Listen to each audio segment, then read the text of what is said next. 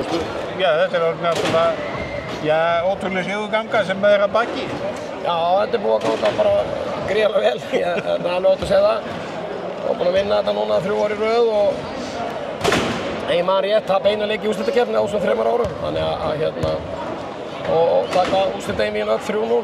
Þannig að ég er bara gríðarlega stoltur af stelpunum. Mér finnst það að vera frábæra, spila frábæra handbolta.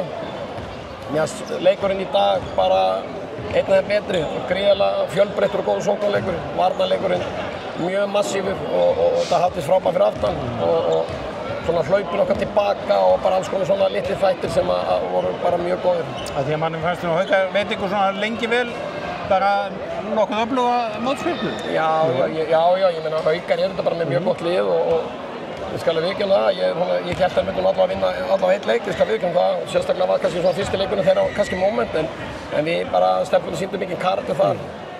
Og við svona náðum að nýta okkur orkuna úr Evrópukeppninni bara inn í þetta og tókum þetta svolítið svona stemningunni, æfðum aðeins minna, fundum aðeins minna kannski heldur en oft áður og svona tókum þetta léttleika og stemning og við bara stöndum upp hérna sem sigur og ég er bara mjög sáttur með það.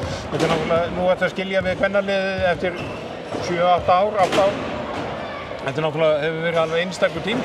Já, þetta er búið bara gríðarlega gaman. Ég er búin að bara ákveðin forréttindi að ég fengi að þjálfa gríðarlega öfluga leikmenn. Ég hef verið með gríðarlega öflugt þjálfarateymi með mér og við erum þetta bara búin að vera mjög sigursæl, taka þátt í Evrópukeppni öll 8 árin mín.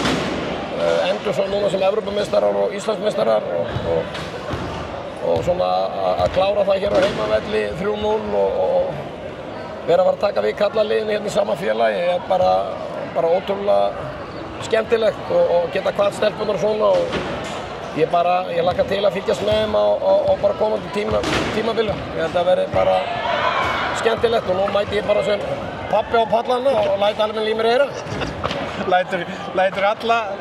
Lætur þessi leiði heyra, skammast í dómurunum og anstæðingunum og öllu. Já, ég verði alveg á bakinu á Antoni að láta dæta þetta inn á. Já. Nei, Anton tekur í liðinu og það er bara spennandi, það er fullt af ungum stelpum að koma og einhver af þessum eldri að hætta og Elírós að fara út í þýsku búndeslíkunum sem er frábært, þannig að þetta er bara ótrúlega skemmtilegur tímapunktur hvernig við erum að klára þetta og það verður virkilega Maríam að koma inn og verður komin í toppstandi á næsta ári og þannig að liðið verður fengilega öflugt og bara áfram og ég er spenntur að sjá þær á komandi tímabili.